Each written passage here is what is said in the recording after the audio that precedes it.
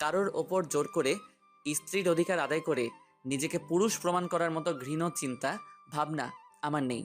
তবে আমার বিয়ে করা বউকে কখন টাচ করব সেটাও কারো কাছ থেকে পারমিশন নেব না আমি। আমার ভাইয়ের জীবনটা নষ্ট করার জন্য এই বিয়েতে তুমি রাজি হয়েছিলে, তাই তো মিস বন্নি? ও সরি, মিসেস বন্নি। সদ্য বিয়ে করা বউকে গাড়িতে বসিয়ে কথাটা বলে উঠল আরাব। আজ একটু আগেই আজাদ ভিলাতে দুটো বিয়ের কার্যক্রম সম্পূর্ণ হয়েছে। হাসি খুশি দুই পরিবার নিজেদের মধ্যে আত্মীয়তার সম্পর্ক সৃষ্টি করেছে। বিয়ের শেষে নিজের বাড়ির পথে যাত্রা শুরু করলো দুই নব দম্পতি আর তাদের পরিবার। তবে চলতি গাড়িতে নিজের সদ্য বিয়ে করা বউয়ের উদ্দেশ্যে কথাটা বলে উঠল আরাব। বন্যি নির্বিকার, দৃষ্টি তার জানালার দিকে স্থির। আকাশটা নিকাশ কালোতে নিমজ্জিত না হলেও জ্যোতিতে ভরপুরও নয়, গুমোট মেঘে পরিপূর্ণ। আর সেই আকাশকেই এক মনে পর্যবেক্ষণ করে চলছে বন্যি। বন্যির কাছ থেকে উত্তর না পেয়ে পুনরায় একই প্রশ্ন করে উঠল আরাব। এবার আরাবের দিকে চাইল বন্যি। শান্ত তার দৃষ্টি। আরাবের দিকে চেয়েই বন্যি উল্টো প্রশ্ন করে উঠল। তোমার এমন কেন মনে হচ্ছে যে আমি তোমার ভাইয়ের ক্ষতি করব? বন্যির প্রশ্ন শুনে দমে গেল আরাব। খোঁচাটা যে ঠিক জায়গায় লেগেছে সেটা বুঝতে অসুবিধে হলো না বন্যির। মুখে বাঁকা হাসি ফুটিয়ে আবারও আকাশ দেখাতে ব্যস্ত হয়ে গেল বন্যি। তবে দৃষ্টি আকাশের দিকে আছে মানেই যে মনটাও আকাশের কাছে, এটা ভাবা ভুল। বন্যি তো হিসাব কষতে ব্যস্ত গত ৩৭ দিনের হিসাব, যেটা বন্যিকে ভেঙে চুরে পাথরে পরিণত করেছে, অথবা সৃষ্টি করেছে একটা কুৎসিত মনের। এখান থেকে ঠিক ৩৭ দিন আগে চৌধুরী বাড়ির বড় ছেলে ইয়ারাব চৌধুরীর জন্য পাত্রী দেখতে আসা হয় আজাদ ভিলাতে। নারায়ণগঞ্জের জমিদার বংশের ছেলে, আবার ঢাকাতে বড় ব্যবসা আছে। এটা শুনে আর না করেনি তোহান আজাদ। বন্নিকে দেখতে আসে ইয়ারাবের ফুপি উজ্জয়িনী চৌধুরী আর ভাই আরাব চৌধুরী। জানা যায় কয়েকদিন আগেই নাকি ইয়ারাব বন্নিকে রাস্তায় দেখেছে আর পছন্দ হয়েছে। নিজের মায়ের সমান ফুপির কাছে নির্দ্বিধায় সেটা জানাই ইয়ারাব। আর তার ফুপিও সময় নষ্ট না করে ইয়ারাবের জন্য বন্নিকে দেখতে ১ মাসের মাথাতে এঙ্গেজমেন্ট হওয়ার প্রতিশ্রুতি দিয়ে সেখান থেকে বিদায় নেয় আরাবের পরিবার। তবে যাওয়ার আগে বন্নির হাতে এক টুকরো কাগজ দিয়ে যায় আরাব, যেখানে ইয়ারাবের কোনো ফোন নম্বর ছিল। বড় বোনের বিয়েতে তানভীও আবেগে আপ্লুত। সবকিছুই ভালোভাবে ঘটছিল। উজ্জয়িনী চৌধুরী কথা মতে ১ মাসের মাথায় এঙ্গেজমেন্টের জন্য ও আসেন। তবে সবটা ওলটপালট হয়ে যায় যখন ইয়ারা বন্নিকে দেখে বলে ওঠে তার পছন্দ হওয়া মেয়েটি বন্নি নয়, সে তানভী। সকলের তখন হতভম্ব হয়ে যায় ইয়ারাবের কথায়। কত বড় একটা ভুল বোঝাবুঝি হয়েছে সেটা সকলেই বুঝতে পারে। ইয়ারাব রাস্তায় এক পলক তানভীকে দেখে, না জানে তার নাম না পরিচয়। তবে খোঁজ নিয়ে জানতে পারে তানভী তোহান আজাদের মেয়ে। ব্যাস, ইয়ারাব তার ফুপিকে জানায় তোহান আজাদের বড় মেয়ে বন্নি। তাই বিয়ের প্রস্তাব আসাতে সে অবশ্যই বন্নিকে উজ্জয়িনী চৌধুরীর সামনে উপস্থিত করেন, কারণ এটাই স্বাভাবিক। তবে এঙ্গেজমেন্টের দিন এমন অপ্রত্যাশিত কিছু ঘটবে সেটা আশা ছিল না। বন্নি এক দৃষ্টিতে মাটির দিকে তাকিয়েছিল সেদিন, আর ভেবে চলেছিল বিগত ১ মাস ইয়ারাবের সাথে কাটানো মুহূর্ত। না, তারা দেখা করেনি। তবে ইয়ারাব প্রতিনিয়ত বন্নিকে ফোন করত, নানা রকম স্বপ্ন সাজাতো দুজন। বন্নির শুষ্ক হৃদয়ে এক পশলা বৃষ্টি হয়ে ঝরেছিল ইয়ারাবের প্রণয় বাণীগুলো। কিন্তু এখন সেই সবই মরীচিকা। উজ্জয়িনী চৌধুরী আর তোহান আজাদ মিলে সেদিন ভেবে কুল কিনারা করতে পারছিলেন না কি করবেন। উজ্জয়িনী চৌধুরীর পক্ষে সম্ভব ছিল না ইয়ারাবের মতের বিরুদ্ধে গিয়ে বন্নির সাথে বিয়ে দেওয়া। আর না তোহান আজাদের পক্ষে সম্ভব ছিল বড় মেয়ের স্বপ্নগুলোকে গলা টিপে মেরে তার হবু বরের সাথে তার ছোট বোন তানভীর বিয়ে দেওয়া। ইয়ারাব ও অনুতপ্ত হয় বিগত দিনগুলো নিয়ে। যে মেয়েটাকে কল্পনা করে হাজার স্বপ্ন সাজিয়েছিল ইয়ারাব, বাস্তবে সেখানে ছিল তার বড় বোন। যখন দিশেহারা পড়ে সবাই, তখন উজ্জয়িনী চৌধুরী এক অন্যরকম সিদ্ধান্ত নেন। ইয়ারাবের সাথে তানভী আর আরাবের সাথে বন্নির বিয়ের প্রস্তাব দেন তোহান আজাদের কাছে। তোহানাসা তো সবটা ভেবে দেখেন এই মুহূর্তে এটাই সবচেয়ে ভালো পরামর্শ, তাই তিনিও আর দ্বিমত করেন না। আংটি বদলের মাধ্যমে সেদিন আরাবের অর্থ অধিকার হয়ে যায় পন্নী, আর তানভি ইয়ারাবের। সেদিন সব মিটে যাওয়ার পর তোহানাসাদ পন্নী জিজ্ঞেস করেন সে কি কোনো ভুল করলো এভাবে আরাবের সাথে পন্নীর এঙ্গেজমেন্ট আর বিয়েতে রাজি হয়ে। কিন্তু পন্নী সেদিন তার বাবাকে কিছুই বলেনি, সে মেনে নিয়েছে সবটা। এছাড়া তানভীও পন্নীর কাছে জিজ্ঞেস করেছিল সে ইয়ারাবকে বিয়ে করবে কিনা। সেদিন বড্ড হাসি পেয়েছিল পন্নীর, তবে সবাইকে সব দিক থেকে আশ্বস্ত করেছিল, কারণ সবটা সবাই জেনেও ওর উপর কি সুন্দর চাপিয়ে দিল। বন্নি জানে সে বিয়েতে রাজি না হলে ইয়ারাব আর আরাবের পরিবার ফিরে যাবে, তানফিয়েতে কিচ্ছু যায় আসবে না। কিন্তু বন্নি, সে তো এই কয়দিনে নিজের একটা আলাদা জগৎ তৈরি করেছিল যেখানে শুধু প্রেমের ফুল ছিল। অথচ ইয়ারাব কি সুন্দর ভুল বোঝাবুঝির দোহাই দিয়ে তার সদ্য গড়ে ওঠা ফুলের বাগানটাকে পিষে চলে গেল। এর শাস্তি তো তাকে পেতেই হবে, আর তার জন্য যদি তাকে আরাবকে বিয়েও করতে হয় তবে সে রাজি। সকল রীতিনীতি শেষে বাড়ির দুই বউকে পাঠানো হলো বাসর ঘরে। তানভি এক রাশ ভয় আর ভালো লাগার সংমিশ্রণে বসে আছে ইয়ারাবের ঘরে। চারিদিকে ফুলে ফুলে সজ্জিত, মেঝের এক কোণে কিছু মোমবাতিও জ্বলছে। মোমবাতির দিকে তাকাতেই যেন লজ্জারা এসে ভিড় করলো তানভির হৃদয় কোণে। হুট করে যে এভাবে বিয়ে হয়ে যাবে সেটা ভাবেনি তানভি। এই তো এক সপ্তাহ আগেও বড় বোনের বিয়ে নিয়ে কত স্বপ্ন ছিল, বিয়েতে এটা হবে ওটা হবে বলে কত আনন্দ ছিল। জিজু এটা করবে ওটা করবে বলে বন্নিকে কয়েকবার লজ্জাও দিয়েছে সে। অথচ সেই মানুষটার বউ হয়ে আজ তার ঘরে বসে আছে তানভি।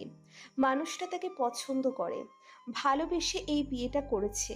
এটা ভাবতেই যেন আরো বেশি লজ্জা লাগতে লাগলো তানভীর।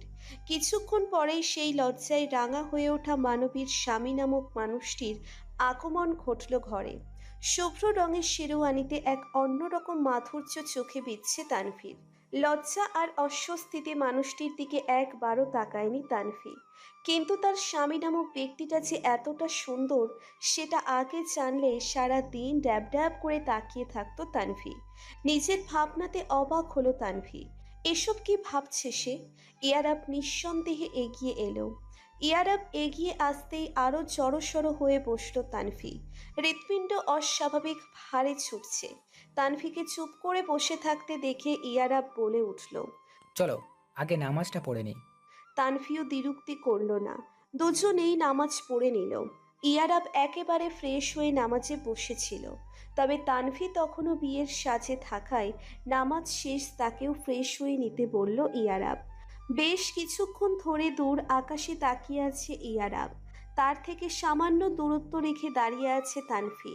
আম সরি তানভি। হঠাৎ ইয়ারাবের কণ্ঠে সরি শুনে অবাক হলো তানভি। ঠিক কি জন্য সরি বলল ইয়ারাব সেটা বুঝতে পারল না। তখন ইয়ারাব তানভির দিকে ফিরে বলে উঠল, তুমি ভেবে তোমার বোনের সাথে 1 মাস সময় কাটানোর জন্য সরি।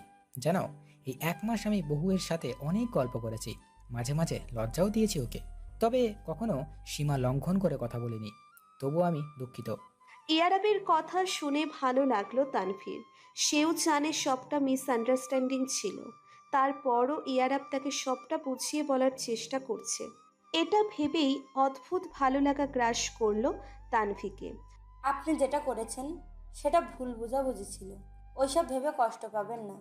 আপু নিজেকে সামলে নিয়েছে। মাটির দিকে তাকিয়ে কথাগুলো বলে উঠল তানভি। কেন যেন তাকাতে পারল না ইয়ারাবের দিকে। ইয়ারাব তানভির হাত ধরে নিচের দিকে টেনে নিল। ইয়ারাবের বাহুতে নিচের বাহুর স্পর্শ যেন বিদ্যুতের ন্যায় লাগলো তানভির। ইয়ারাব তানভিকে নিজের পাশে দাঁড় করিয়ে তানভির কানের কাছে ফিসফিস করে বলে উঠল, আজ সারা রাত গল্প করব আমরা। আবেশে চোখ বন্ধ করে এলো তানভীর।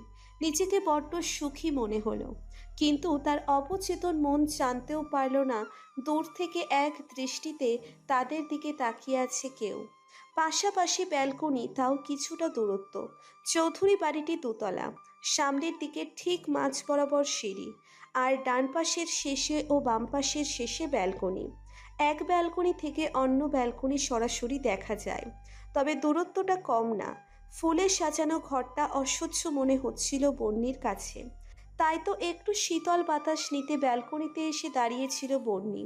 তবে এখানে এসেছে এমন অপ্রত্যাশিত কিছু দেখতে পাবে ভাবেনি। ইয়ারাবদের ঘরের আলো কিছুটা এসে পড়ছে ব্যালকনিতেও, আর সেখানেই দুজন দাঁড়িয়ে গল্প করছে। বন্নির হঠাৎই মনে পড়ে গেল ইয়ারাবের সেই ইচ্ছেটার কথা। সে বলেছিল তাদের প্রথম রাত তারা গল্প করে কাটাবে, একে অপরকে জানবে। বন্নিও সেটাই ভেবে রেখেছিল, কিন্তু ভাগ্য কি করলো, ইয়ারাব নিজের মনের ইচ্ছে পূরণ করলো, তবে বন্নির সাথে নয়, তানভীর সাথে। এক দৃষ্টিতে তাকিয়ে থাকতে থাকতে যে কখন বন্নির চোখ ঝাপসা হয়ে এসেছে সেটা বুঝতে পারল না বন্নি। তবে দরজা খোলার শব্দ শুনে পিছনে ফিরে বুঝতে পারল সে চোখে ঝাপসা দেখছে, আর এজন্য অশ্রুকণা দায়ী। আরাব বন্নিকে খাটে দেখতে না পেয়ে একটু অবাক হলো ঠিকই, তবে সাথে সাথেই নিজেকে সামলে নিল, কারণ ব্যালকনিতে একটা নারী মূর্তির অবয়ব স্পষ্ট। ধীর পায়ে এগিয়ে গেল আরাব। ততক্ষণে বন্নির চোখ মুছে ফেলেছে, দৃষ্টি রেখেছে শূন্যে।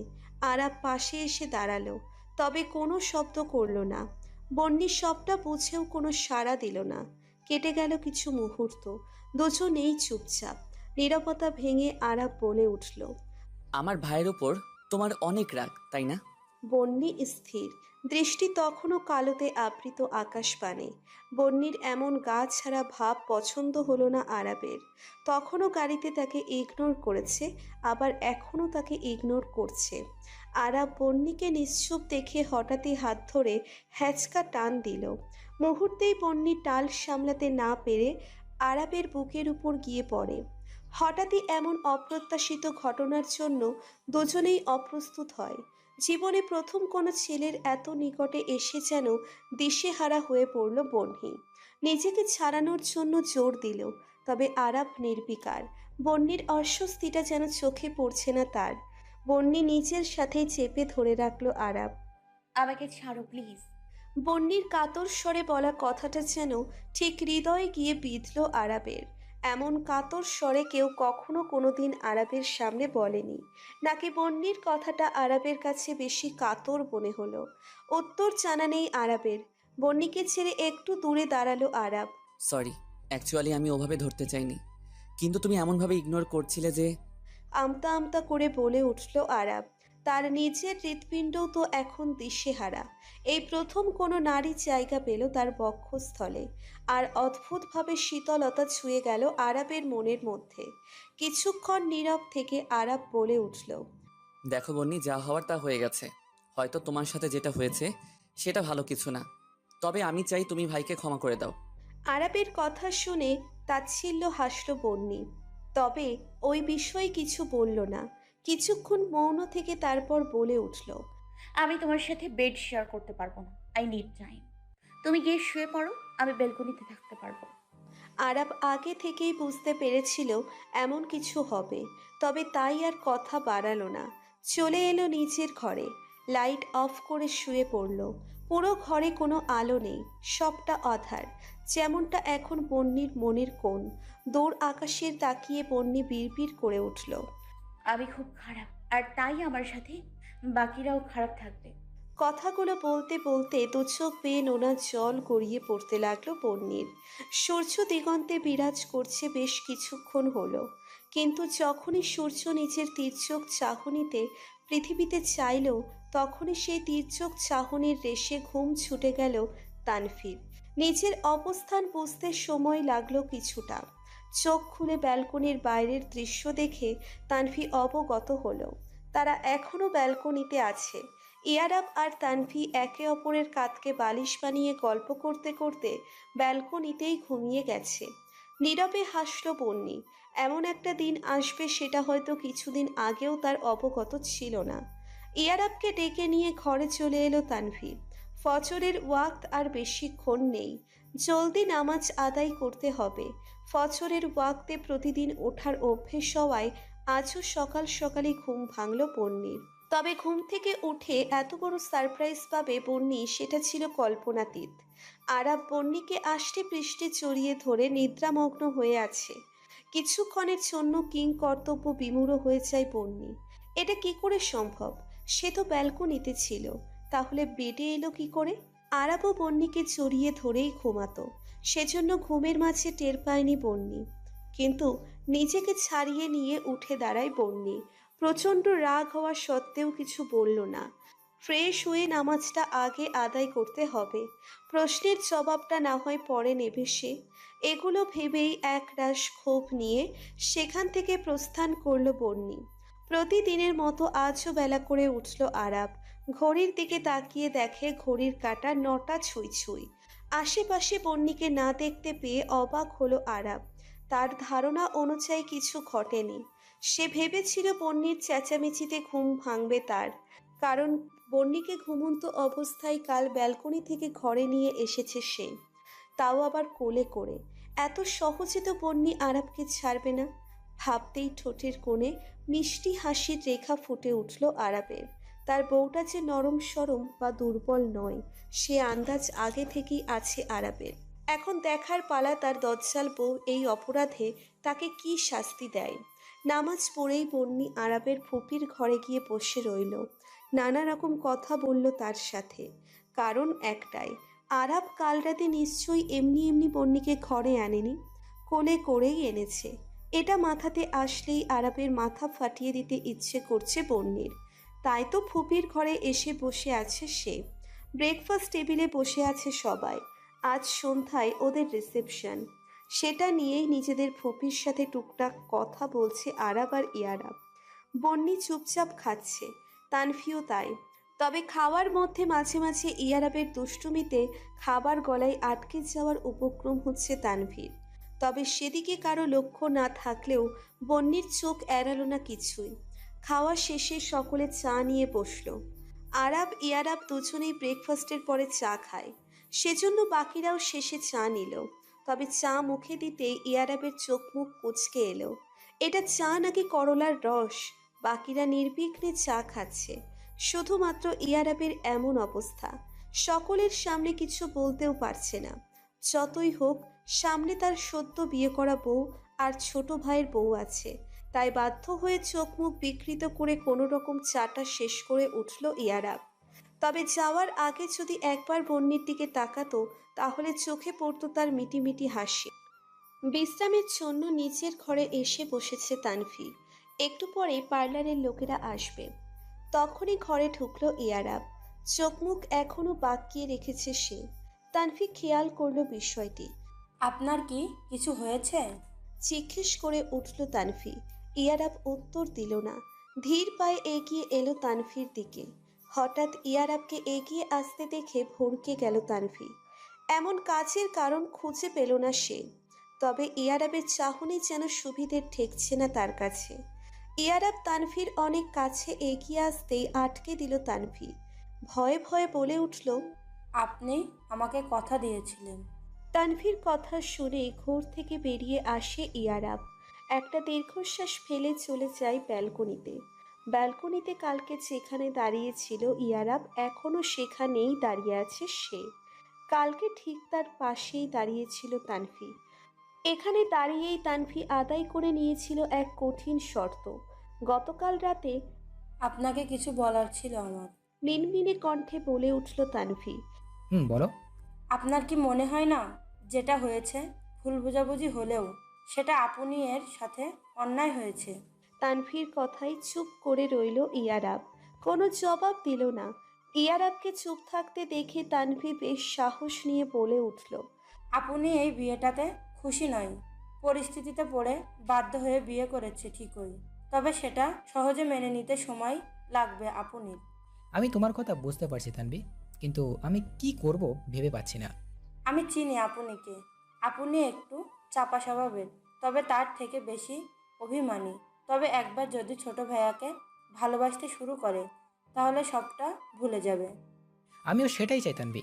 একজনকে ভালোবেসে অন্যজনকে বিয়ে করা সম্ভব ছিল না আমার পক্ষে। সেজন্য তোমার বোনকে কষ্ট দিয়ে বসলাম। বড়রা একটা সলিউশন বের করলো ঠিকই, তবে সেটাও পারফেক্ট না।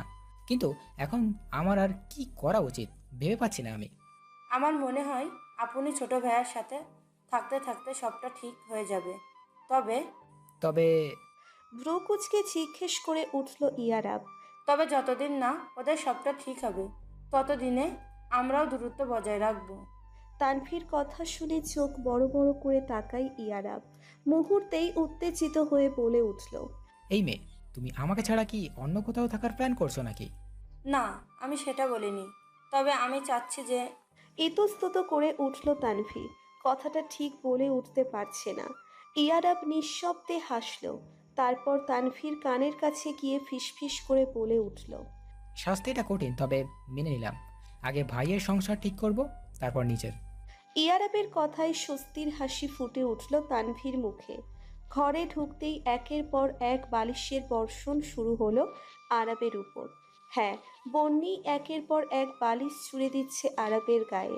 আরাব প্রথমে হতভম্ব হয়ে গেলেও বিষয়টি বুঝতে সময় নিল না। বালিশ সব ছোড়া শেষ হলে বেডসাইড থেকে ফুলদানিটা ছুঁড়ে দিল আরাবের পায়ের কাছে। একটুর জন্য পায়ে লাগেনি আরাবের। রাগে হিসহিস করছে বন্যি। বন্যিকে এত রেগে যেতে দেখে আরাব ভেবে পেল না কি করবে। বন্যি আবারও একটা শোপিস তুলে ছুঁড়ে দেওয়ার আগেই আরাব ছুটে এলো বন্যির কাছে। বেশ ধমক দিয়ে বলে উঠল, কি করছো তুমি? পাগল হয়ে গেছো? এভাবে জিনিস কেন ছুটছো? তোমার সাহস কি করে হয় আমাকে কোলে নেওয়ার, আমার অনুমতি না নিয়ে আমাকে বেলকুনি থেকে নিয়ে আসার? রাগে ফুসফাস করতে করতে বলে উঠল বন্যি। বিষয়টা এবার বোধগম্য হলো আরাবের। বন্যির আর একটু কাছে এগিয়ে এসে বলে উঠল, সারা রাত বেলকনিতে তোমাকে রাখবো তুমি ভাবলে কি করে? মানে? মানে, তখন তোমার মাথা গরম ছিল তাই কিছু বলিনি, কিন্তু তাই বলে তোমায় একা একা বেলকনিতে ফেলে রাখতাম আমি? যদি তুমি বধূ নির্যাতনের মামলা করো আমার নামে? আরাবের এমন রসিকতায় গা যেন চলে উঠল বন্যির। আরাবের দিকে তেড়ে গিয়ে ওর কলার চেপে ধরার আগেই অস্ফুট স্বরে আর্তনাদ করে বসে পড়ল মাটিতে। আরাবের পায়ে জুতা থাকায় রুমের মধ্যে পড়ে থাকা ভাঙা ফুলদানির অংশ পায়ে লাগেনি তার, কিন্তু বন্যি খালি পায়ে থাকায় তা বিঁধে গেছে তার পায়ে।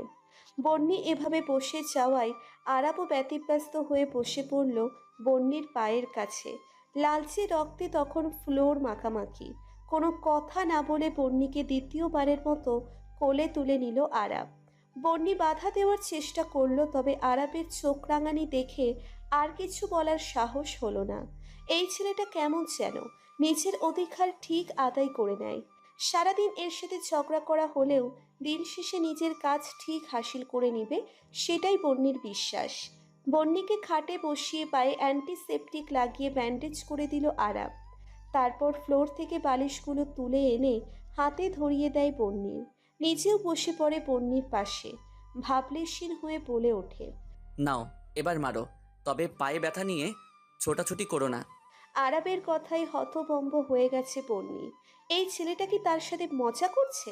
বন্যি নিশ্চুপ হয়ে বসে থাকায় এবার বন্যির দিকে ভালো করে তাকায় আরাব।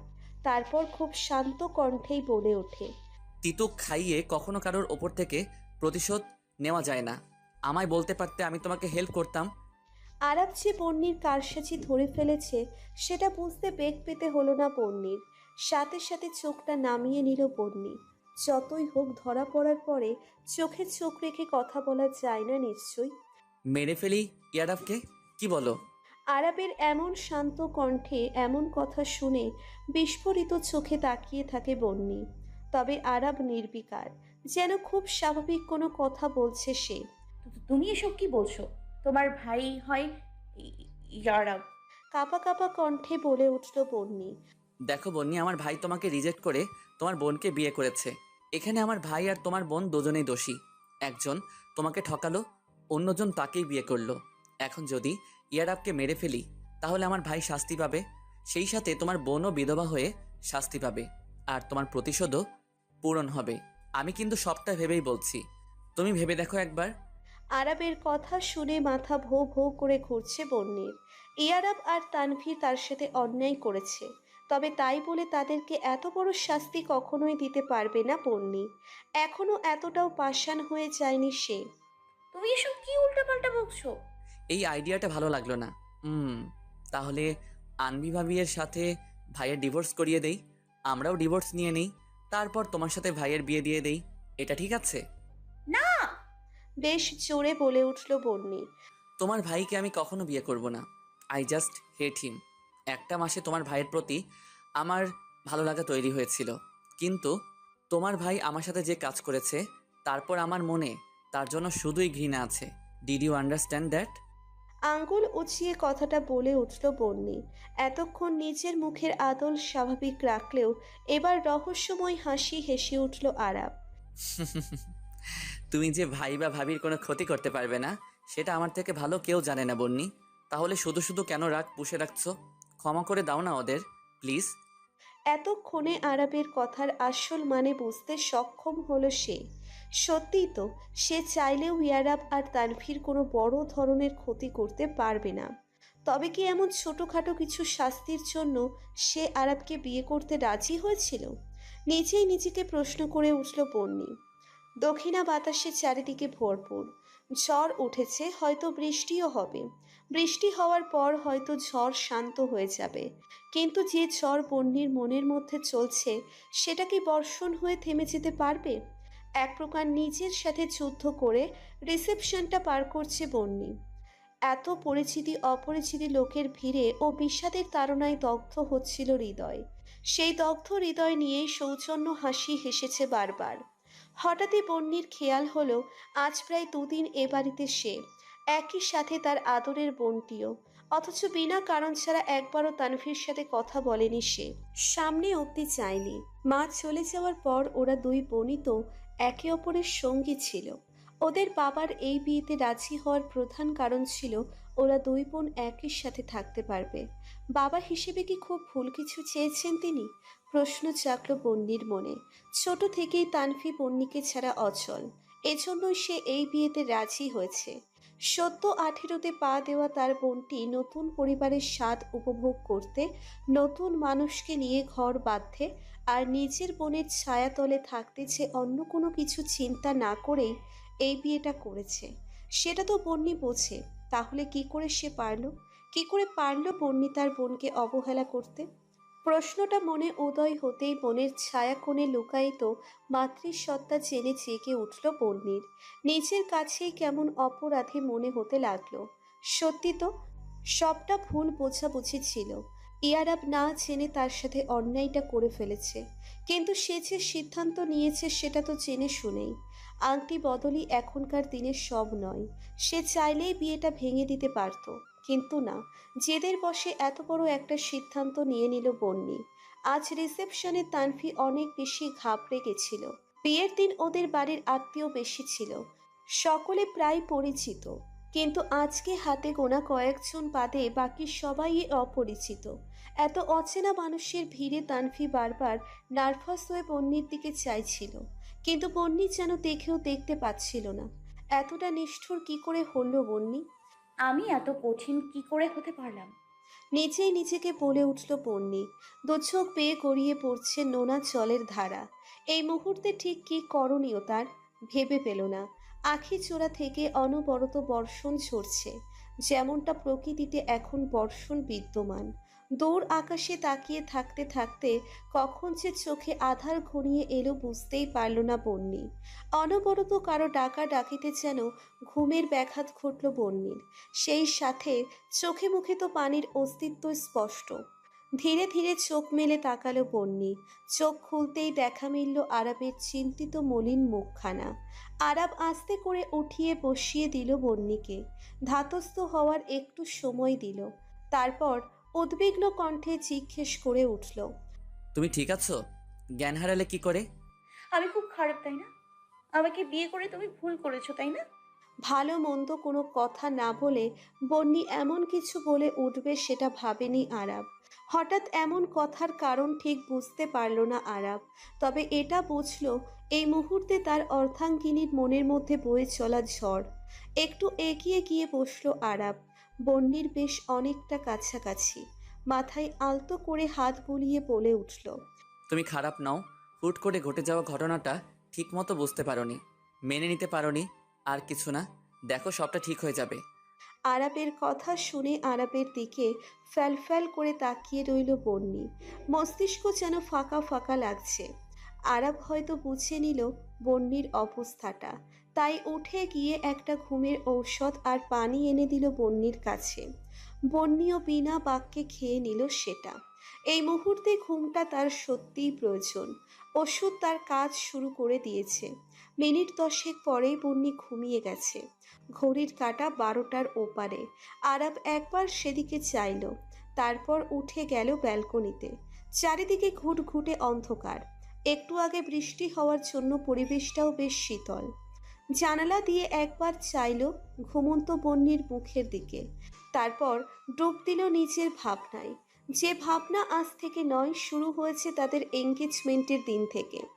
বন্নিকে এর আগে কখনোই বিশেষ নজরে দেখেনি আরাব, তবে এঙ্গেজমেন্টের দিন বন্নির মুখের দিকে তাকিয়ে এটা খুব ভালো করে বুঝতে পেরেছিল ধাক্কাটা কাটানো সহজ হবে না বন্নির জন্য। তবে বন্নি যে প্রতিশোধ নিতে বিয়ে করবে এটাও আশা ছিল না। তবে পরে যখন বুঝতে পারল, তখন চেয়েও পারেনি বন্নিকে আটকাতে। মনের মধ্যে কোথাও একটা বিশ্বাস ছিল, যতটা কঠোর নিজেকে ভাবছে বন্নি, আদেও অতটা কঠোর সে নয়। হুট করে ঘটে যাওয়া ঘটনাটা মানতে না পেরে এমন একটা সিদ্ধান্ত নিয়েছে সে। ডিপ্রেশনের বশে কি করতে গিয়ে কি করতে যাচ্ছে সেটা মাথাতেই নেই ওর। বিয়ের দিন বন্নিকে দেখে জীবনে প্রথমবারের মতো হার্টবিট মিস করে আরাব। অনুভূতিহীন কোমল মুখটিতে ফুটে ওঠা দৃঢ় চাহনি যেন ঘায়েল করে আরাবকে। নিজের ওপর নিজেরই হাসি পায় আরাবের। শেষমেশ একটা মেয়ের দৃঢ় চাহনির প্রেমে পড়ল সে। বন্নির চাহনি তাকে প্রণয় স্রোতে ভাসালো। কি অদ্ভুত তাই না? এই মেয়েটাকে নিয়ে সে ভাসতে চায়, প্রণয় স্রোতে ভেসে যেতে চায় বহুদূর। কিন্তু মেয়েটা কি তাকে বুঝতে পারবে, নাকি মিথ্যে মরীচিকার পেছনে ছুটে বেড়াবে? উত্তর জানা নেই আরাবের। সকাল সকাল ঘুম থেকে ওঠা অভ্যেস হলেও আজ ঘড়ির কাঁটা 10টার ওপারে যাওয়ার পর ঘুম ভাঙে বন্নির। নিজেকে কেমন হালকা লাগছে। কেন লাগছে জানা নেই বন্নির, তবে তার হালকা লাগছে। পাশে আরাব নেই। তবে বন্নি বেশি ভাবল না। ফ্রেশ হওয়ার জন্য ওয়াশরুমে ঢুকে গেল। সিঁড়ি দিয়ে নিচে নামতেই চারিদিকে চোখ বুলালো বন্নি। ড্রয়িং রুমে বসে আছে সকলে। সকলে বলতে তানফিয়ার উজ্জয়িনী চৌধুরী। আরাব ইয়ারাব নেই। বাড়ির বউ বিয়ের দ্বিতীয় দিন এত বেলা করে ঘুম থেকে উঠেছে, বিষয়টা যথেষ্ট দৃষ্টিকটু। এজন্য নিজের কাছেই খারাপ লাগছে বন্নির। তবে বন্নি এর দিকে তাকাতেই তানভি ছুটে এলো। জিজ্ঞেস করে উঠল, আপনি, তুই নাকি কালকে খুব অসুস্থ হয়ে গেছিলি? আমাকে ডাকলি না কেন? জানিস, আজ সকালে যখন ভাইয়ার কাছে শুনলাম, তখন আমি আর মণিমা গিয়েছিলাম তোর কাছে, কিন্তু তুই ঘুমিয়েছিলিস বলে ডাকিনি। তানভি কথা শেষ করার আগেই বনিমা বন্নির কাছে এসে দাঁড়ালো। নরম গলায় জিজ্ঞেস করে উঠল, জি, এখন ভালো আছি। সৌজন্য হেসে বলে উঠল বন্নি। মনে মনে এক অদ্ভুত তৃপ্তি অনুভব হলো বন্নির। এই মানুষগুলো তাকে যথেষ্ট ভালোবাসে। তাহলে কি এই মানুষগুলোর জন্যে ও ইয়ারাবকে ক্ষমা করে দিতে পারবে না সে? নিজে যখন প্রশ্নের বেড়াজালে জর্জরিত, তখন দারোয়ান ছুটতে ছুটতে বাড়ির মধ্যে ঢুকলো। তার চোখ মুখ শুকিয়ে গেছে, কেমন আতঙ্কগ্রস্ত দেখাচ্ছে দারোয়ানকে। উজ্জয়িনী চৌধুরী দারোয়ানের এমন অবস্থা দেখে তার কাছে জিজ্ঞেস করলো কি হয়েছে। তবে দারোয়ানের কথা শুনে সকলের পায়ের তলার মাটি সরে যাওয়ার উপক্রম। দারোয়ান কাপা স্বরে বলে উঠল, ইয়ারাব স্যার অ্যাক্সিডেন্ট করেছে। হাসপাতালের করিডোরে দাঁড়িয়ে আছে চৌধুরী পরিবারের প্রতিটি লোক। তানভি স্তব্ধ, এতটাই স্তব্ধ যে কাঁদতে ভুলে গেছে সে। ইয়ারাবের অ্যাক্সিডেন্টের খবর শুনে আরাব সাথে সাথেই হসপিটালে চলে এসেছিল। বন্নি, তানভি আর মণিমা দারোয়ানের কাছ থেকে খবর শুনে তারপর এসেছে। আজ সকালে একটা কাজে বের হয়েছিল ইয়ারাব, কিন্তু মাঝ রাস্তাতে অ্যাক্সিডেন্ট হয় ওর। সকলের মুখ থমথমে। তানভীর চোখ দিয়ে পানি গড়িয়ে পড়ছে, কিন্তু কোনো শব্দ বের হচ্ছে না। আরাবকে এসে থেকে দেখতে পায়নি কেউ। বন্নি কয়েকবার খোঁজার চেষ্টা করেছিল, কিন্তু পারেনি। তানভি এই মুহূর্তে বন্নিকেই আঁকড়ে ধরে আছে, আর বন্নিও বারবার সান্ত্বনা দিয়ে যাচ্ছে তার ছোট্ট বোনটিকে। বেশ কিছুক্ষণ পর অপারেশন থিয়েটার থেকে বের হয়ে আসে ডক্টর। তবে ডক্টর একা আসেনি, সাথে আরাবও বের হয়ে অপারেশন থিয়েটার থেকে। বন্নি আরাবকে দেখে অবাক হয়। তবে সেদিকে এখন ধ্যান দেওয়ার সময় নেই। সকলে এখন আগে জানতে চায় ইয়ারাবের অবস্থা।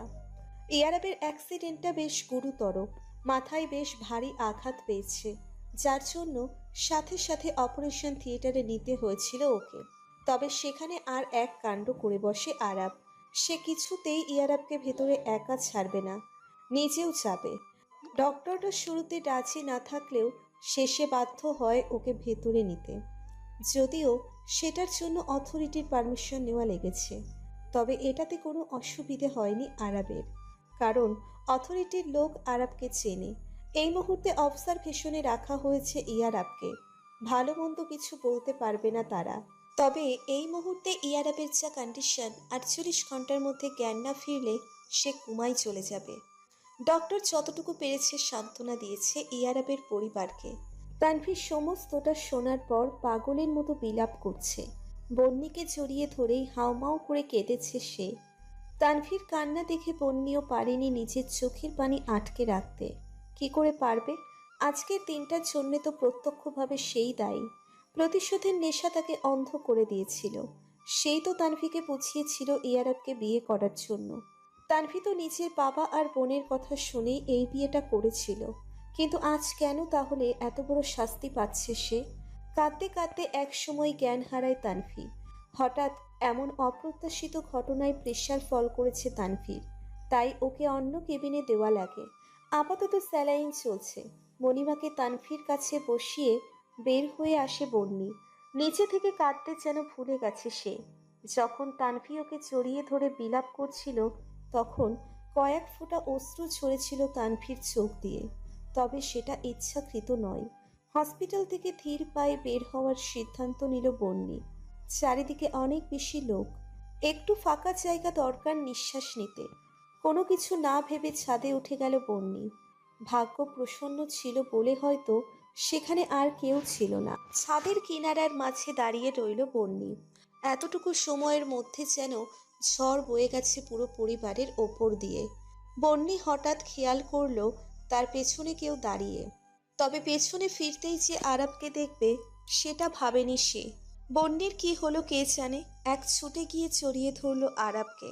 এই প্রথমবার আরাবের এত কাছে গেল বন্নি, সেটাও নিচে থেকে।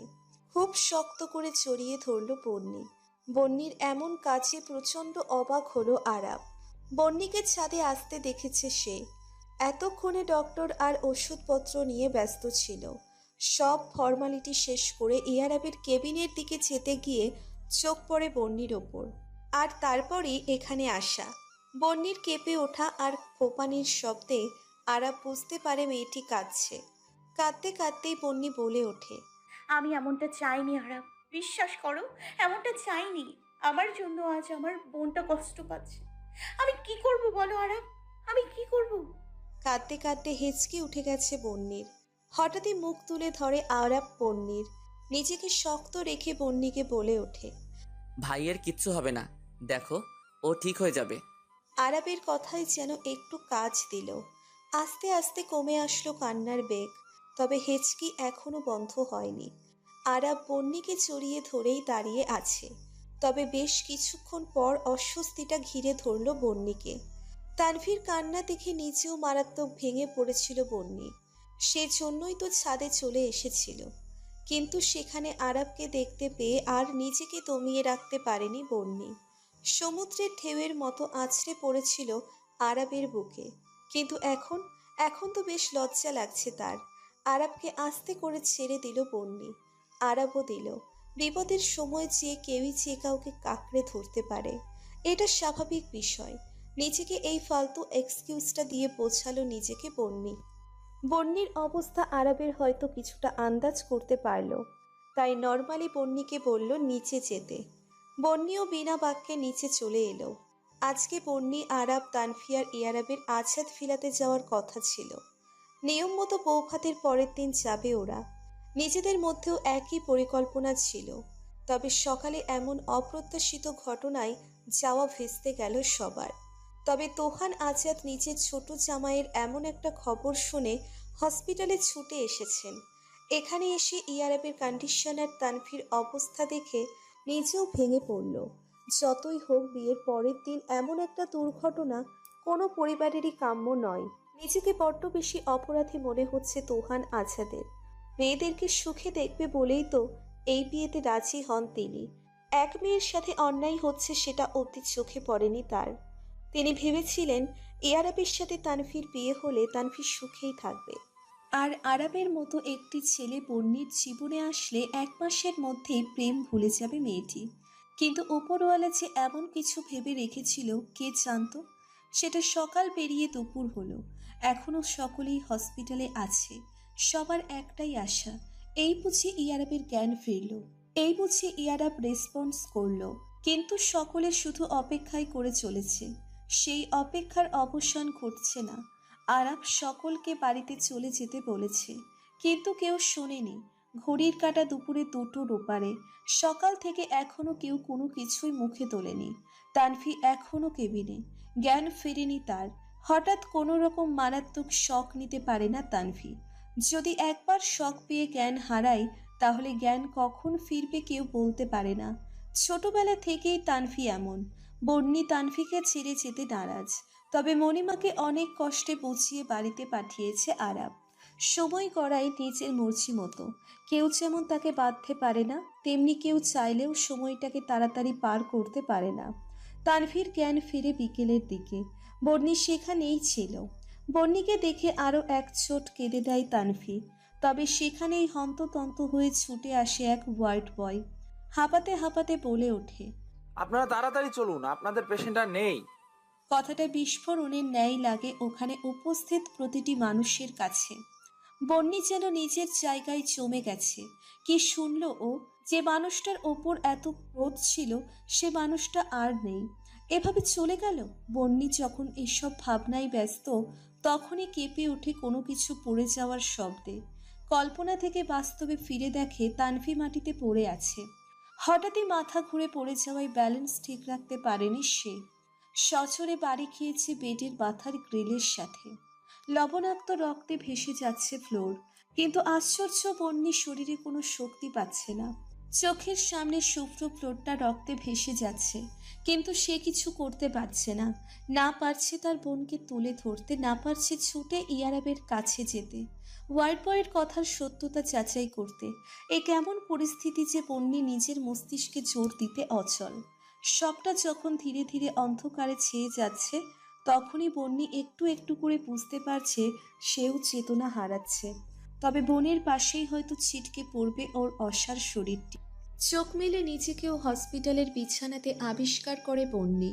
ধীরে ধীরে মস্তিষ্ক সজাগ হতে থাকে যেন। এখানে কি করছে সে? প্রশ্নটা মাথাতে আসতেই তড়াক করে মনে পড়ে গেল ইয়ারাবের খবরটি। বাকিরা কোথায় এটা ভেবেই তড়িঘড়ি করে বেড থেকে নেমে পড়ল বন্যি। যত দ্রুত সম্ভব পা চালিয়ে বেরিয়ে এলো কেবিন থেকে। তবে কেবিন থেকে বের হয়ে ইয়ারাবের জন্য বরাদ্দ কেবিনে পা ফেলার আগেই কারো হ্যাচকা টানে ভেতরে ঢুকতে বাধা পড়ল বন্যির। পেছন ফিরে আরাবকে দেখে বেশ অবাক হয় সে। আরাব যথেষ্ট স্বাভাবিক। কে বলবে আজ এই ছেলেটার প্রিয় মানুষটি নেই? বন্যি এক নয়নে আরাবকে অবলোকন করতে ব্যস্ত। তখন আরাব বন্যিকে টেনে নিয়ে আসে বন্যির জন্য বরাদ্দ কেবিনটিতে। বন্যি বুঝতে পারে না কিছুই। বন্যির প্রশ্নবোধক চাহনি দেখে আরাব বলে উঠল, ওই কেবিনে ভাই আর ভাবি আছে, ওখানে এখন তোমাকে যেতে হবে না, তুমি এখানে রেস্ট করো। আরাবের কথাটা মস্তিষ্কে প্রবেশ করতে সময় লাগলো একটু। যখনই কথাটা মস্তিষ্ক ধারণ করতে পারল তড়াৎ করে উঠল মস্তিষ্কের নিউরনগুলো। তানভি আর ইয়ারাব ওই কেবিনে, কিন্তু সেটা কি করে সম্ভব? বন্যির ভাবনার মাঝেই আরাব কিছু ওষুধপত্র গোছাতে গোছাতে বলে উঠল, তোমাদের দুই বোনের কি অজ্ঞান হয়ে যাওয়ার রোগ আছে নাকি? ভাবি দুবার জ্ঞান হারালো, শেষবার তো মাথাটাই ফাটিয়ে ফেললো, আর তুমি ভাবিকে না দেখে নিজেও অজ্ঞান হয়ে গেলে। আরে ওয়ার্ড বয়ের কথার সত্যতাটা অন্তত যাচাই করবে তো।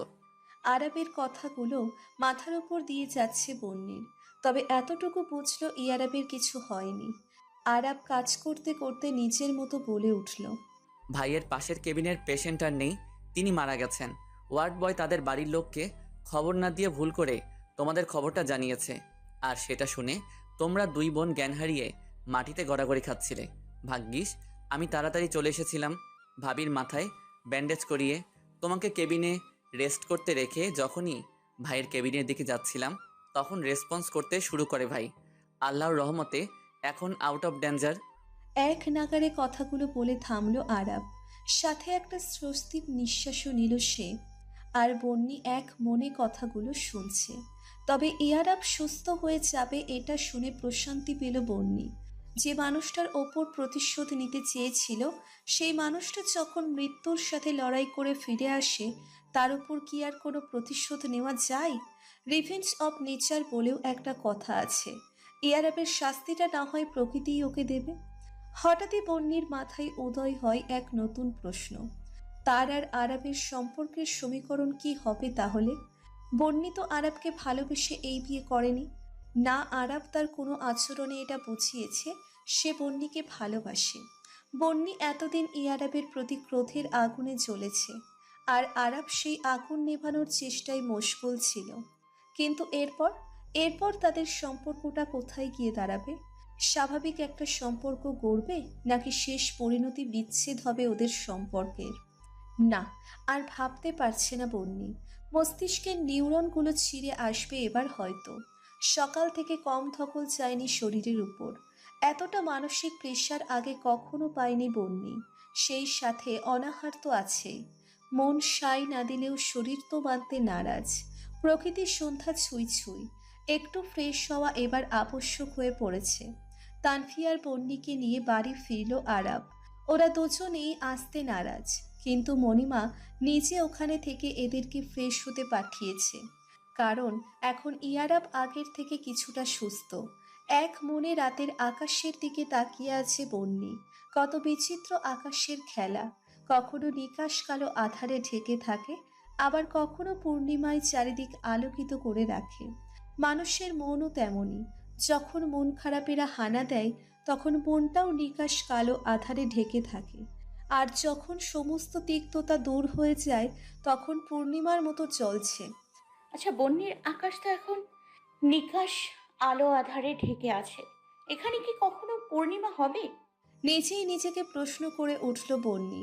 তানভি হসপিটালে। রাতে আরাবের কাছে একজনের বেশি অ্যালাও না। আর তানভি কিছুতেই আরাবকে ছেড়ে আসবে না। তাই বাকিরা সবাই বাড়িতে চলে এসেছে। ব্যালকনিতে দাঁড়িয়ে দাঁড়িয়ে নানা রকম ভাবনায় মশগুল বন্নি। তখনই ওয়াশরুমে দরজা খোলার শব্দে ধ্যান ভাঙে তার। আরাব কেবলই শাওয়ার নিয়ে বেরিয়েছে। বন্নি আরাবকে বের হয়ে আসতে দেখে নিজেও ব্যালকনি থেকে রুমে চলে এসেছে। আজ একটা কঠিন সিদ্ধান্ত নিয়েছে সে। যদিও বন্ডির ধারণা আরাবের এটাতে পূর্ণ সমর্থন থাকবে, তাও কেমন যেন জড়তা কাজ করছে মনের মধ্যে। আজ সকাল থেকে অনেক ধকল গেছে আরাবের ওপর দিয়ে। এত বড় কিছু ঘটবে সেটা কারোরই ধারণা ছিল না। আর না ছিল ওই পরিস্থিতিতে নিজেকে মানিয়ে নেওয়া। তবুও আরাবকে সবটা মানিয়ে নিতে হয়েছে। এই মুহূর্তে সবটা ঠিকঠাক আছে, এটাই যেন আরাবের শান্তি। আমার কিছু কথা ছিল। অনেক জড়তা নিয়ে শেষমেশ বলে উঠল বন্নি। বলো। নির্লিপ্ত কণ্ঠে বলে উঠল আরাব। আমি কিছু বলতে চাচ্ছি। মানে? আমতা আমতা করেও বলে উঠতে পারছে না বন্নি। কথাটা কিভাবে শুরু করবে? বন্নির আমতা আমতা দেখে ভ্রু কুঁচকে গেল আরাবের। আরাব আর বন্নি যে দূরত্বে দাঁড়িয়েছিল সেটা ঘুচিয়ে দিল আরাব। ধীর পায়ে এগিয়ে গেল বন্নির কাছে। মেয়েটা এখনো হাঁসফাঁস করছে। রিল্যাক্স বন্নি, এত হেজিটেট করার কিছু নেই। তোমার যেটা বলার নিশ্চিন্তে আমাকে বলতে পারো। আরাবের ভরসাপূর্ণ কথাতে একটু সাহস পেল যেন বন্নি। একটু শ্বাস নিয়ে বলে উঠল। আই থিঙ্ক আমাদের ডিভোর্স নেওয়া উচিত। এটুকু বলেই থেকে গেল বন্নি। আরাবের রিয়াক্ট দেখার জন্য ওপরে তাকালো। আরাবের দিকে তাকাতেই চোখ ছোড়া বড় বড় হয়ে গেল বন্নির। কেমন এক অদ্ভুত দৃষ্টিতে দেখছে আরাব তাকে। এই দৃষ্টির কি নাম দিবে বন্নি ভেবে পেল না। এমন দৃষ্টির অর্থ খুঁজে পেল না। এ যেন এক সর্বনাশা দৃষ্টি যা একজন স্ত্রীকে চালিয়ে দিতে সক্ষম। কয়েক মুহূর্ত স্তব্ধ থাকার পর বন্নি আরাবও কিছুটা সাহস জোগালো। তারপর বলে উঠল। আই এম সরি আরব, কিন্তু এই বিয়েটা আমি সংসার করার জন্য করিনি। আমার একমাত্র উদ্দেশ্য ছিল ইয়ারাবের ক্ষতি, কিন্তু সেটাও এখন আমার পক্ষে সম্ভব নয়। তাই আমি আর এই সংসার নামক মিথ্যে বেড়াজালে জড়িয়ে থাকতে চাই না। এতে তুমি আমি কেউই সুখী হব না। তাই আমার মনে হয় আমাদের ডিভোর্স নেওয়ার শ্রেয়। বলা শেষ। আরাবের নির্লিপ্ত কণ্ঠ, যেটা দেখে বন্নি বেশ অবাক হলো। বেশ অবাক হয়ে বলে উঠল, আমার কথাগুলো তুমি বুঝতে পারছো? অবশ্যই। বাংলা ভাষায় খুব স্পষ্টভাবে তুমি আমাকে বলেছ, না বোঝার কি আছে। তবে তুমি একটা জিনিস ভালোভাবে বুঝে নাও, আমি তোমাকে ডিভোর্স দেব না, আর না তোমাকে দিতে দেব। আরাবের এমন স্পষ্ট কথা শুনে হতভম্ব বন্নি। কি বলে ছেলেটা? বেশ উদ্গ্রীব হয়ে বন্নি বলে ওঠে, যে সম্পর্কে ভালোবাসা নেই সে সম্পর্ক টিকিয়ে রেখে কি লাভ? Are you sure? What? I mean to say that, are you sure আমাদের সম্পর্কে কোনো ভালোবাসা নেই? কি কি বলতে চাইছো তুমি? তুতলিয়ে বলে ওঠে বন্নি। আরাব এগিয়ে গেল বন্নির দিকে। এতক্ষণ সামনাসামনি দাঁড়িয়ে কথা বলায় আরাব এগোনোর সাথে সাথে বন্নিকেও পেছাতে হলো। এক পর্যায়ে দেওয়ালে আটকে গেল সে। আরাব বেশি দূরত্ব রাখলো না দুজনের মধ্যে, তবে শরীরে শরীরে টাচও লাগলো না, এমনভাবে দূরত্ব বজায় রাখলো। পকেটে দুই হাত গুজে নির্বাক কণ্ঠে বলে উঠল, আমাদের বিয়ের আজ 3 দিন, আর এই 3 দিনে তুমি আমাকে যতটা শান্ত দেখেছো, আমি তার থেকেও বেশি অশান্ত। আমাকে নিয়ে হয়তো তুমি এই 3 দিন বা তারও অল্প সময় নিয়ে ভেবেছো, কিন্তু আমি তোমাকে 10 দিনের বেশি সময় নিয়ে ভেবেছি। আর এই 10 দিনে তোমাকে নিয়ে ভেবে আমি একটাই সিদ্ধান্ত নিয়েছি, আমি সারা জীবন তোমার সাথে থাকবো। কোনো মানুষের স্বাভাবিক কণ্ঠে বলা কথা কি কখনো কারো শরীরে হিম ধরিয়ে দিতে পারে? হয়তো কিছু মুহূর্ত আগেও বন্নি জবাবে বলতো না, কিন্তু এই মুহূর্তে সে বলবে সম্ভব। সে নিজে আরাবের কথা শুনে বরফের ন্যায় জমে গেছে। এই ছেলেকে যেমনটা ভেবেছিল ঠিক তার বিপরীত সে। স্বচ্ছ পানির ন্যায় শান্ত ছেলেটি যে অনলের ন্যায় শান্ত হুমকি দিতে পারে, সেটা যেন বিশ্বাসই হচ্ছে না বন্নির। হঠাৎই বলা নেই কওয়া নেই বন্নিকে কোলে তুলে নিল আরাব। বিছানাতে শুইয়ে নিচেও শুয়ে পড়ল। বিষয়টা এখানে থেমে গেলে বন্নি হয়তো সামলে নিত নিজেকে, তবে আরাব যে তার থেকেও ভয়ঙ্কর কাজ করছে। বন্নিকে পেছন থেকে শক্ত করে জড়িয়ে রেখেছে, আর বন্নি কিছু বলে ওঠার আগেই কড়া কণ্ঠে বলে উঠেছে, কারোর ওপর জোর করে স্ত্রীর অধিকার আদায় করে নিজেকে পুরুষ প্রমাণ করার মতো ঘৃণ চিন্তা ভাবনা আমার নেই। তবে আমার বিয়ে করা বউকে কখন টাচ করব সেটাও কারো কাছ থেকে পারমিশন নেব না আমি। আরাবের কড়া কণ্ঠের বিরুদ্ধে প্রতিবাদ করে উঠতে চাইল বন্নির মস্তিষ্ক, কিন্তু মনের মধ্যে কিছু একটা বাধা দিল যেন। সত্যি তো আরাবকে বিয়ে করার আগে একবার ভাবা উচিত ছিল বন্নির। এই ভাবনা আসার কারণ জানা নেই বন্নির। আরাবের সেই ঘায়েল করা দৃষ্টি, নাকি মনের মধ্যে কোথাও লুকিয়ে থাকা স্ত্রীর সত্তা বলে উঠল কথাটি, যা এই 3 দিন প্রতিশোধের অনলে চাপা পড়েছিল। সঠিক উত্তরটা দিতে পারল না বন্নির মন, না পারল মস্তিষ্ক। অনেক দ্বিধাদ্বন্দ্ব নিয়েই পাড়ি জমালো ঘুমের দেশে। সকালের সোনালি রোদ চোখে পড়তেই পিটপিট করে চোখ খুলে তাকালো বন্নি। পাশে আরাব ঘুমিয়ে আছে, তবে রাতের মতো জড়িয়ে রেখে নেই। ঘুমন্ত আরাবের দিকে তাকিয়ে তাকে খুঁটিয়ে খুঁটিয়ে দেখছে বন্নি। হয়তো এই প্রথম আরাবকে এতটা কাছ থেকে নিজে দেখছে সে। ছেলেটার গায়ের রং নিয়ে কথা উঠলে অবশ্যই তাকে ফর্সাদের কাতারে ফেলতে হবে। মুখে রাখা খোঁচা খোঁচা দাড়ি ছেলেটির মুখটিকে বেশ মায়াবী করে রেখেছে। উচ্চতায় বন্নির থেকে কয়েক ইঞ্চি লম্বা আরাব, বলতে গেলে বন্নি আরাবের কাঁধ অবধি, যেটা নাকি পারফেক্ট কাপলদের সাইন। হঠাৎই মনের কোণে ভাবনা এসে হানা দিল বন্নির। সে কি চাইলে পারে না আরাবের সাথে সত্যি সত্যি একটা পারফেক্ট কাপল হতে? কি জানি। আর তাড়াহুড়ো করে কোনো সিদ্ধান্ত নেবে না বন্নি। জীবনে একবার হিংসার অনলে পুড়ে অনেক বড় আর ভুল সিদ্ধান্ত একবার নিয়ে ফেলেছে সে।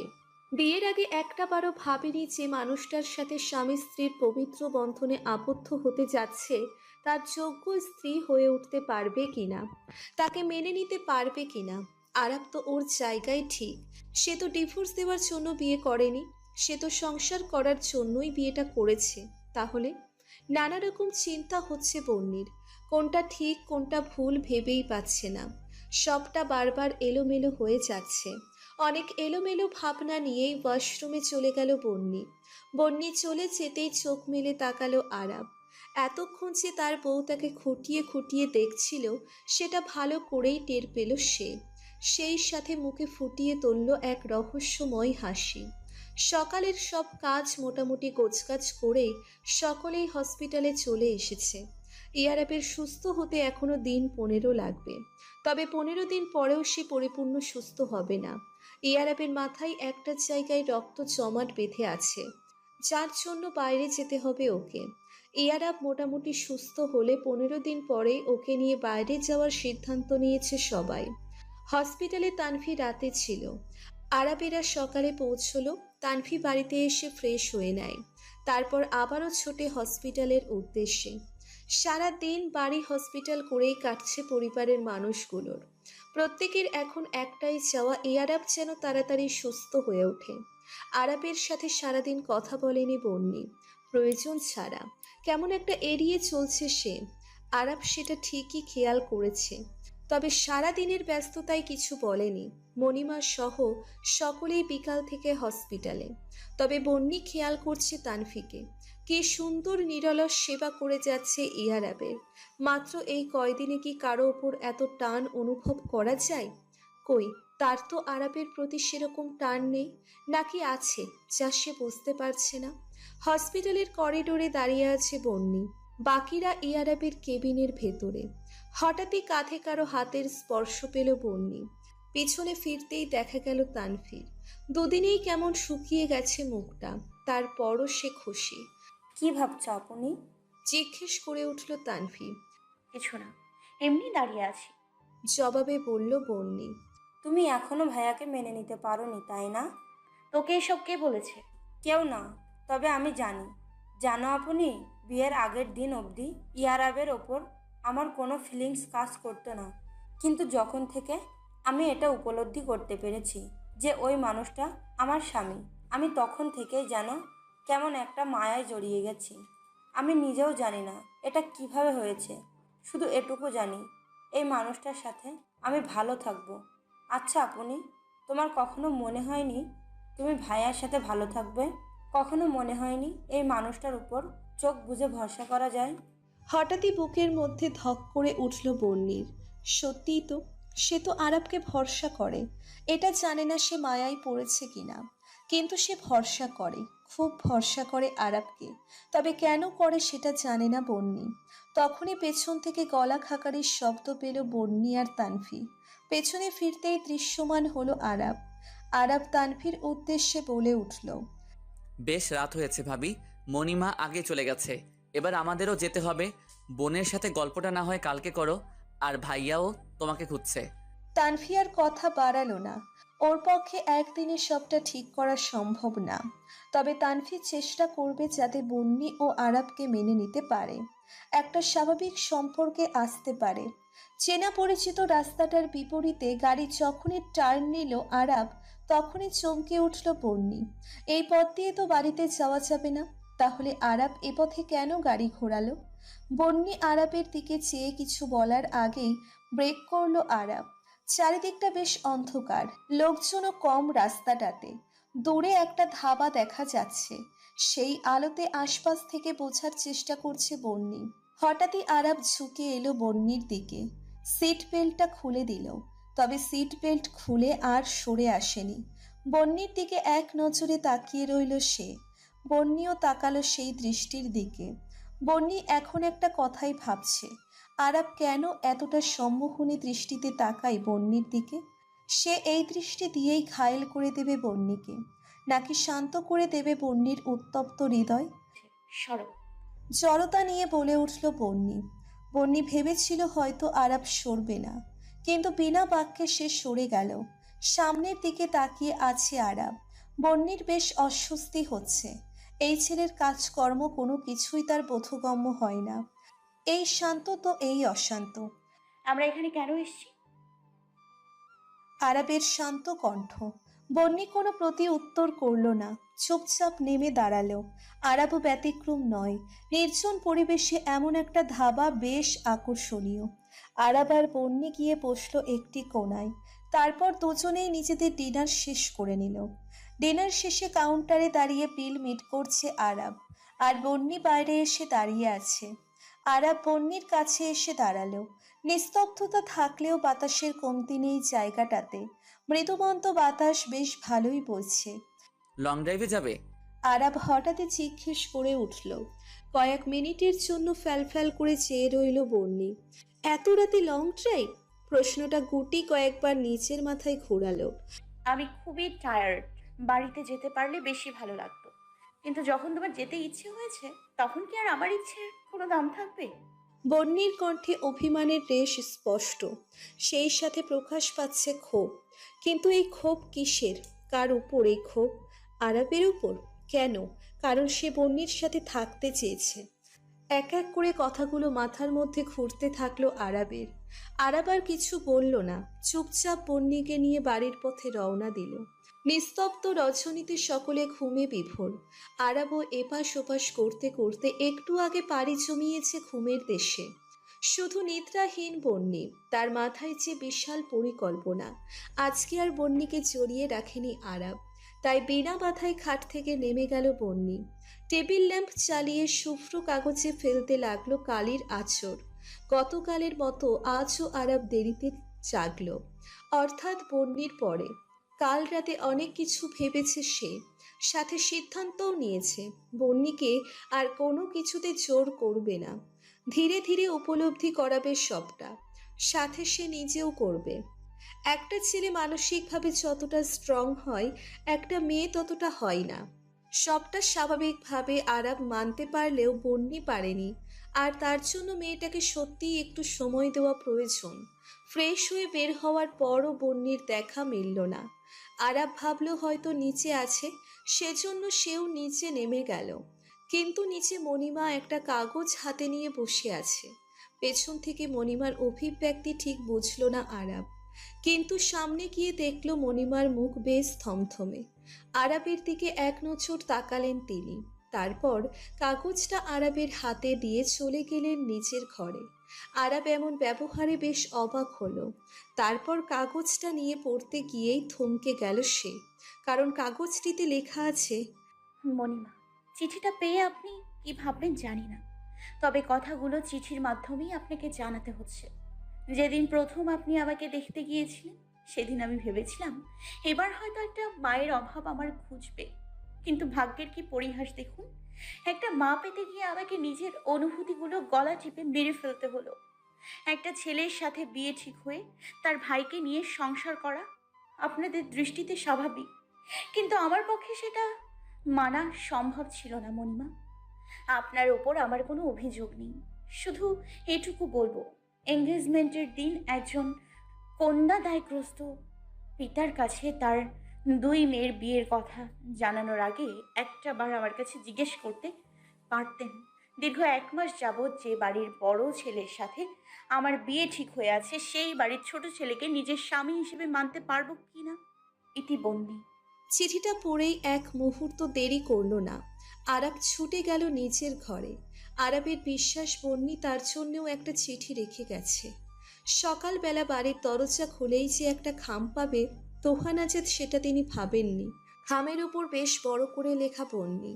তোহান আজাদ অবাক হলেন, কি আছে খামের মধ্যে সেটা দেখার জন্য খামটি খুলে বের করলেন একটা চিঠি, যেখানে লেখা আছে, নামটা দেখেই বুঝে গেছে হয়তো এটা আমি। হ্যাঁ বাবা, আমি বন্যি, তোমার সেই মেয়ে যার অনুভূতির দাম দিতে তুমি ব্যর্থ। সেই ছোট্ট থেকেই আমি একা ছিলাম, সঙ্গী বলতে শুধু তানভীর। তুমি কখনোই আমাকে বোঝার চেষ্টা করনি।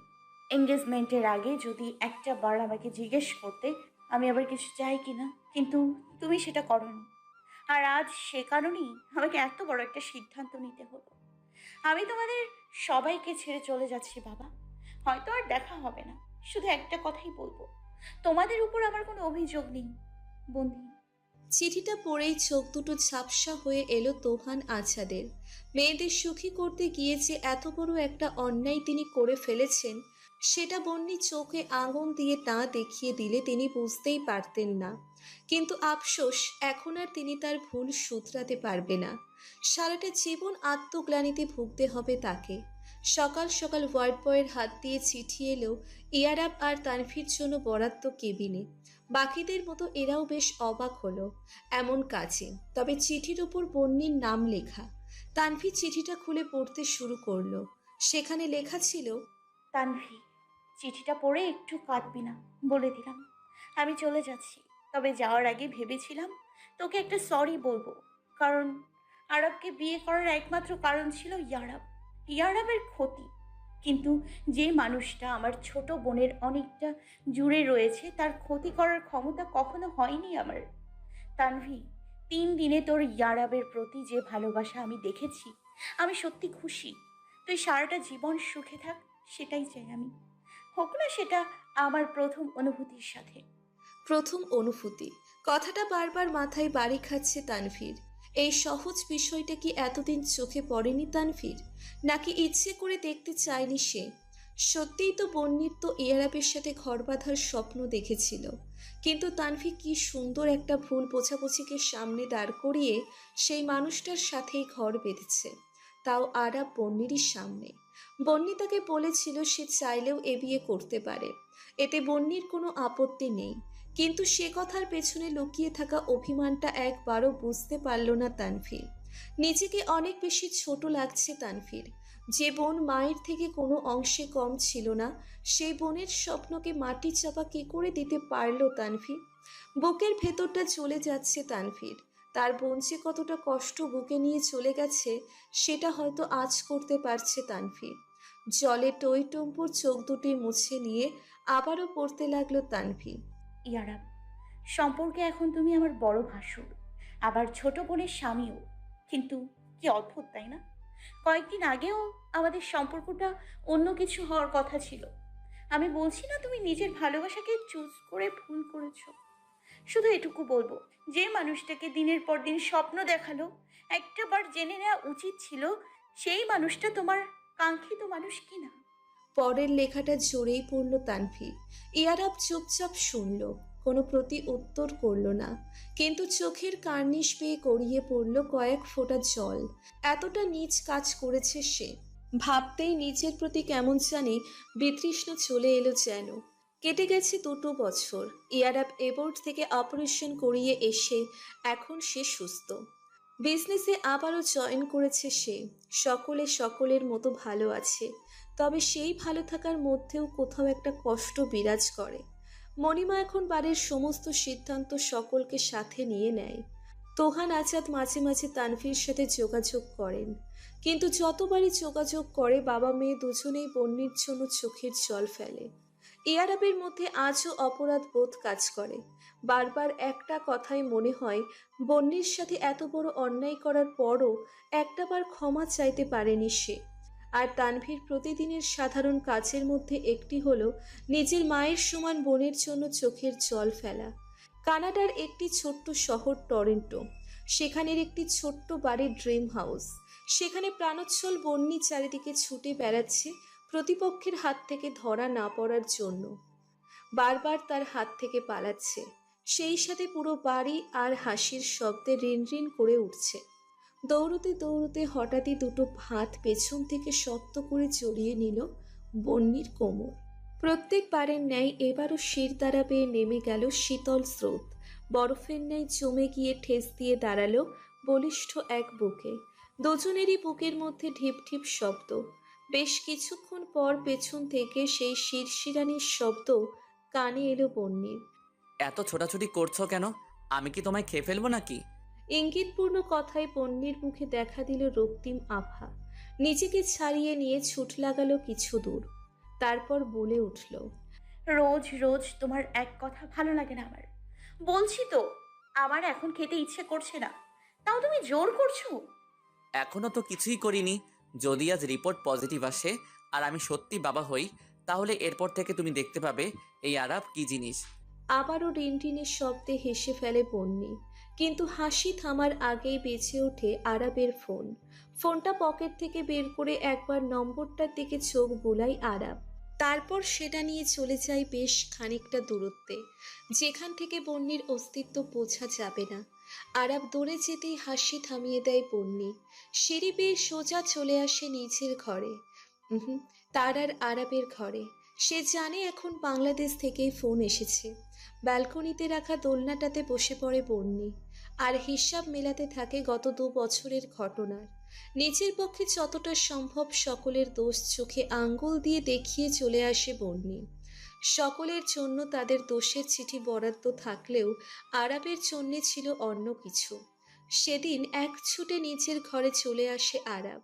সারা ঘর তন্ন তন্ন করে খোঁজে, কিন্তু কোনো চিঠি পায় না। সারাদিন বন্যির চিন্তায় কেটে যায় আরাবের। তবে গভীর রাতে ফোন আসে তার ফোনে। নম্বর দেখেই আরাব বুঝতে পারে এটা বাইরের নম্বর, সেজন্য সাথে সাথে রিসিভ করে সে। তবে বন্যির কথাগুলোর পিঠে আর কিছু বলে উঠতে পারে না সেদিন। শুধু এটুকু বলেছিল, ভাই, যেদিন অ্যাব্রোড থেকে ফিরতে তার পরের সপ্তাহে আমি কানাডাতে যাব। আঙ্কেল এখন সুস্থ আছে, ডোন্ট ওয়ারি। বন্যির ভাবনার মাঝে বন্যির পাশে বসে বলে উঠল আরাব। তোমাকে ফেরার কথা বলেনি? সে আর বলতে, তারা তো আর জানে না আমি আমার পুরানো বউ নিয়ে এখানে নতুন করে সংসার পেতেছি। তাই যতবার ফোন করে সকলেই বলে দেশে ফিরে তোমাকে খুঁজে বের করতে, কিন্তু যে পাখি আমার কাছে আছে তাকে কেন খুঁজতে আবারও বাংলাদেশ যাব বলো তো? কথাগুলো বলেই বন্যির করে মাথা রেখে শুয়ে পড়ে আরাব। পেটে আলতো করে মুখ গুজে জিজ্ঞেস করে ওঠে, তোমার টেনশন হচ্ছে? একটু। ডোন্ট ওয়ারি, আজকেই রিপোর্ট পেয়ে যাব। হুম। আরাবের সিল্কি চুলের মাঝে হাত বোলাতে বোলাতে জবাব দেয় বন্যি। বন্যি যে কানাডাতে আরাবের সাথে আছে সেটা কেউ জানে না। সেই শর্তেই আরাবকে নিচের ঠিকানা দিয়েছিল বন্যি।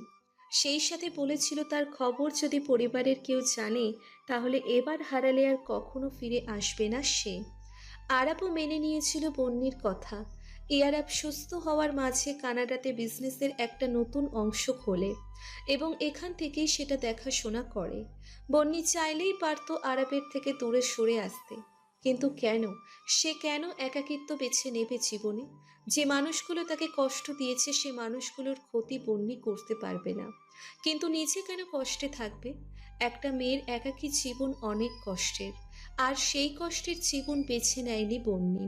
প্রত্যেকে নিজেদের ভালো থাকাটাই দেখেছে, তাই বন্যিও নিজের মতো করে ভালো থাকার চেষ্টা করলো। বন্যি জানে শুধু একটুখানি ক্ষমা চাওয়ার জন্য ওই মানুষগুলো প্রতিনিয়ত ছটফট করে, কিন্তু বন্যি সে সুযোগ দেবে না। সারাটা জীবন আত্মগ্লানিতে ভোগাটাই তাদের শাস্তি। আরাব বন্যির কোলে মাথা রেখেই ঘুমিয়ে গেছে। ঘুমন্ত আরাবের মাথায় আলতো করে ঠোঁট স্পর্শ করলো বন্যি। তারপর ফিসফিসিয়ে বলে উঠল, আমি তোমার প্রণয় স্রোতে নিজেকে ভাসিয়েছি আরাপ, সাথে সুখীও আছি।